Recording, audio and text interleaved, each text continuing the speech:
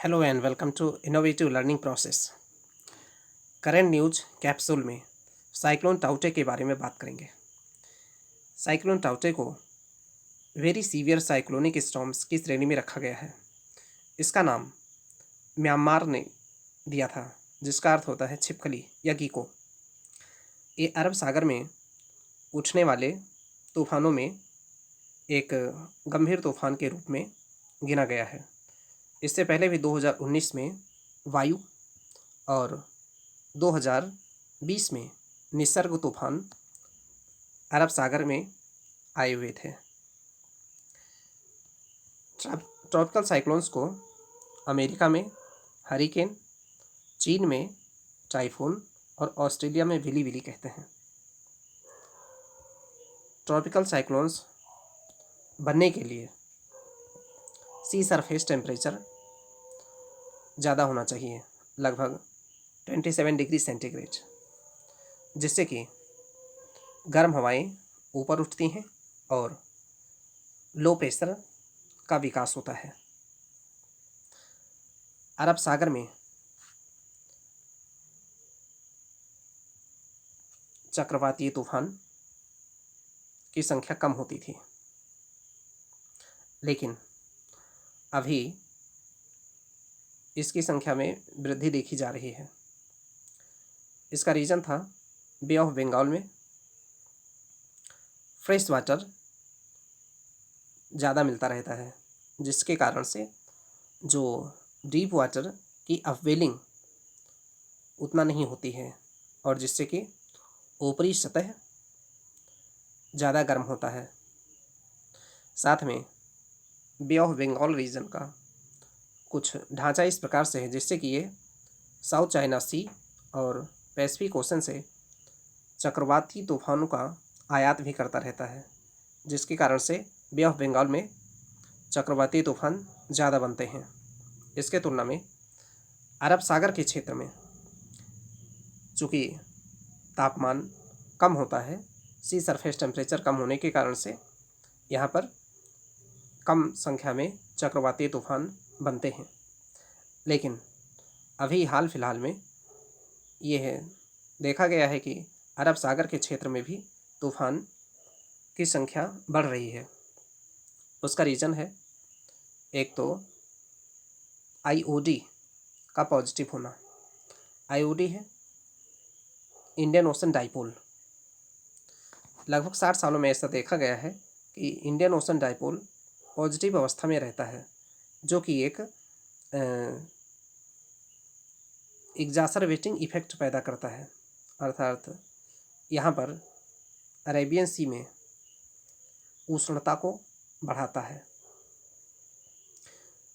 इसके अतिरिक्त climate change के कारण से CO2 का उत्सर्जन अधिक होता है और यह विंड शियर को कमज़ोर करता है। विंड शियर एक प्रकार से हवाओं की स्पीड और डायरेक्शन में परिवर्तन का सूचक है।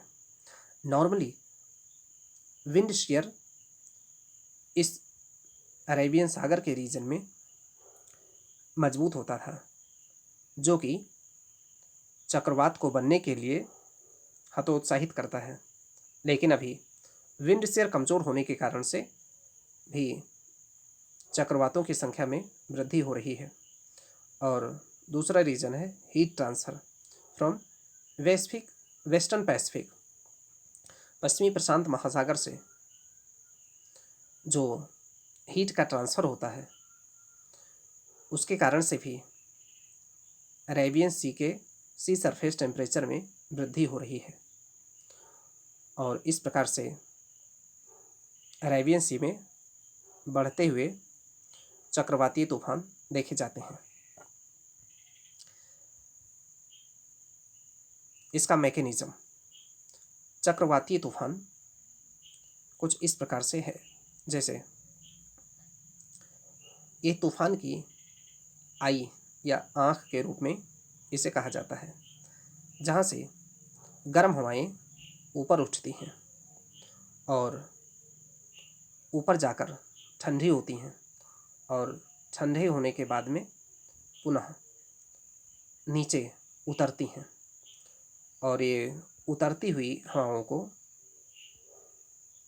कंडेंसेशन के माध्यम से इन्हें रेन बैंड्स बनाने में मदद मिलती है, जिससे कि बारिश होती है और क्लाउड्स बनते हैं। इसकी प्रक्रिया इस प्रकार से है। सबसे पहले इवेपोरेशन के माध्यम से ये हवाएं ऊपर उठेंगी, फिर कंडेंसेशन होगा। कंडेंसेशन से लैटेंट हीट जनरेट होती है और यही लैटेंट हीट एनर्जी के रूप में काम करती है, जो साइक्लोन को ऊर्जा प्रदान करती है। और जब तक के जो लैटेंट हीट साइक्लोन्स को मिलती रहेगी, तब तक साइक्लोन आगे बढ़ता रहेगा। उसके बाद में ये लैंडफॉल करेगा। साइक्लोन से निपटने के कुछ उपाय किए जा सकते हैं, जैसे कि साइक्लोन सेंटर का निर्माण करना, ताकि अर्ली प्रिपेयर्डनेस और लोगों को वहाँ पर विस्थापित किया जा सके। साथ में IMD की एक्यूरेसी ज़्यादा होनी चाहिए, ताकि अर्ली वार्निंग सिस्टम को और मजबूत किया जा सके। अर्ली वार्निंग सिस्टम के द्वारा अवेयरनेस और लोगों में कैपेसिटी बिल्डिंग के तत्वों को बढ़ाया जाए। कैपेसिटी बिल्डिंग कम्युनिटी का करने से इसके एडवर्स इम्पैक्ट को कम किया जा सकता है। साथ में वल्नरेबिलिटी मैपिंग भी की जानी चाहिए, जैसे प्रत्येक डिस्ट्रिक्ट्स में कि उसकी वल्नरेबिलिटी क्या है। जिस प्रकार से ईस्टर्न कोस्ट में किया गया है, उस प्रकार से व्यवस्था वेस्टर्न कोस्ट में नहीं है। और इसके अतिरिक्त जब साइक्लोनिक स्टॉर्म्स की